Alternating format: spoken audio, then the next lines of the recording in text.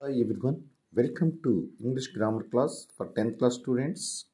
Today we are going to learn the parts of speech. ఇంగ్లీష్లో మొట్టమొదటిగా మనం grammar నేర్చుకునే ముందు పార్ట్స్ ఆఫ్ స్పీచ్ అనే దాని గురించి నేర్చుకుందాం. Word are divided into different kinds or classes called the parts of speech. Listen carefully. మనకి ఆల్ఫాబెట్స్ ఎన్ని ఉన్నాయి? 26 ఉన్నాయి. ఈ ఆల్ఫాబెట్స్ అరేంజ్ చేస్తే వర్డ్ వస్తుంది. అంటే ఫర్ ఎగ్జాంపుల్ గర్ల్ ఇదొక పదము, వెన్ ఇదొక పదము. ఇలా ఆల్ఫాబెట్స్ అన్నీ కలిస్తే ఒక పదం ఏర్పడుతుంది. కొన్ని పదాలు కలిస్తే ఒక సెంటెన్స్ ఏర్పడుతుంది. కొన్ని సెంటెన్స్ కలిస్తే ఒక పేరా ఏర్పడుతుంది. ఇలా మనం ఈ పార్ట్స్ ఆఫ్ స్పీచ్లో నేర్చుకుందాం. Parts of speech can be divided into 8.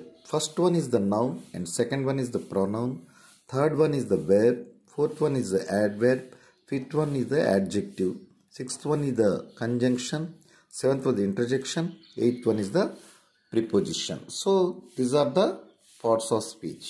Now we are going to discuss today fourth one వరకు నేర్చుకుందాం. ఏంటి నౌన్ అంటే ఏంటి, ప్రొనౌన్ అంటే ఏంటి, వెర్బ్ అంటే ఏంటి, యాడ్వర్బ్ అంటే ఏంటి, ఈ 4 నేర్చుకుందాం ఈ క్లాస్లో మనం.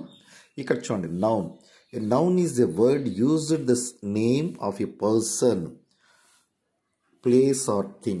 వినండి, నౌన్ అంటే పేర్లను కానీ ప్లేసెస్ కానీ పర్సన్స్ కానీ గురించి తెలియజేసేదాన్ని నౌన్ అని అంటాం.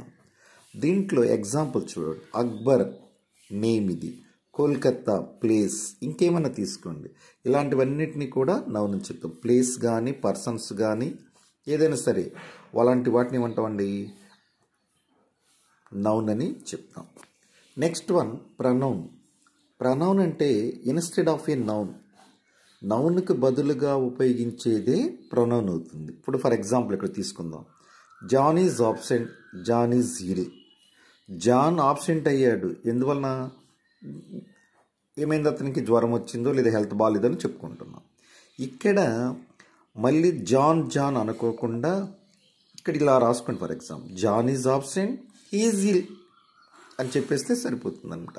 అంటే పేరుకు బదులుగా ఉపయోగించేదాన్నే ప్రొనౌన్ అంటాం. Okay, next verb. Verb is used express an action or state.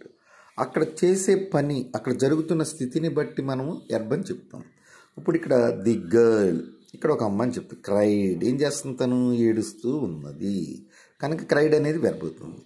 The girl unwell, తనకి బాగాలేదు, ఏదో ఒక దీన్ని చెప్తాం. Next adverb is a word used to add something to the meaning of a verb. వెర్బ్కి ఏమైనా యాడ్ చేస్తే వచ్చేదే మనకి యాడ్వర్బ్గా చెప్పుకుంటాం.